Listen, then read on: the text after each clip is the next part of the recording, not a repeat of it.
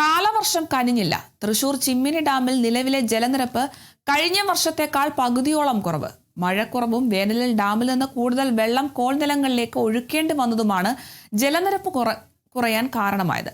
ജലനിരപ്പ് ഗണ്യമായി കുറഞ്ഞെങ്കിലും കാനന സൗന്ദര്യ കാഴ്ചകളുടെ വിരുന്നൊരുക്കി ചിമ്മിനി സഞ്ചാരികളെ ആകർഷിക്കുന്നുണ്ട്.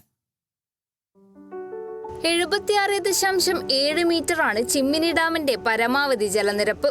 റിസർവോയർ ലെവൽ 76.4 മീറ്ററും. 2 ദിവസം മുൻപത്തെ കണക്കനുസരിച്ച് 60.43 മീറ്റർ വെള്ളമാണ് ഡാമിലുള്ളത്. ഇത് സംഭരണശേഷിയുടെ 34.91% മാത്രമാണ്. കഴിഞ്ഞ വർഷം ഇതേ സമയത്ത് ഡാമിലെ ജലനിരപ്പ് 71.27 മീറ്റർ ആയിരുന്നു. സംഭരണശേഷിയുടെ 75.57% വെള്ളമാണ് 2025 ജൂലൈ ആദ്യവാരത്തിൽ ഡാമിലുണ്ടായിരുന്നത്. മലയോര മേഖലയിലും വൃഷ്ടിപ്രദേശങ്ങളിലും മഴ കനത്ത് നീരൊഴുക്ക് കൂടിയാലാണ് ഡാമിലെ ജലനിരപ്പ് ഉയരുകയുള്ളൂ. തിമിർത്തു പെയ്യേണ്ട ജൂൺ മാസത്തിൽ സംസ്ഥാനത്ത് 34% മഴ കുറവാണ് രേഖപ്പെടുത്തിയത്. ഇനി ജൂലൈ മാസങ്ങളിലെ മഴയെ ആശ്രയിച്ചിരിക്കും ഡാമിലെ ജലനിരപ്പ്. തൃശൂർ ജില്ലയിൽ ജൂൺ 1 മുതൽ 30 വരെ ലഭിക്കേണ്ടിയിരുന്ന മഴ 709.1 മില്ലിമീറ്റർ ആണ്.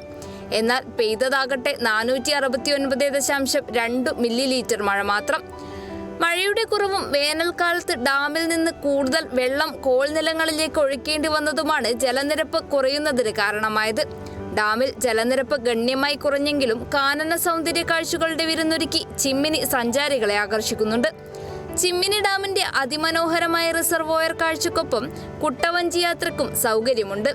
ഔഷധോദ്യാനം, ജലബോദ്യാനം, നക്ഷത്രവനം, പക്ഷി നിരീക്ഷണം എന്നിവയും ആസ്വദിക്കാം. Kerala vision news, Thrissur.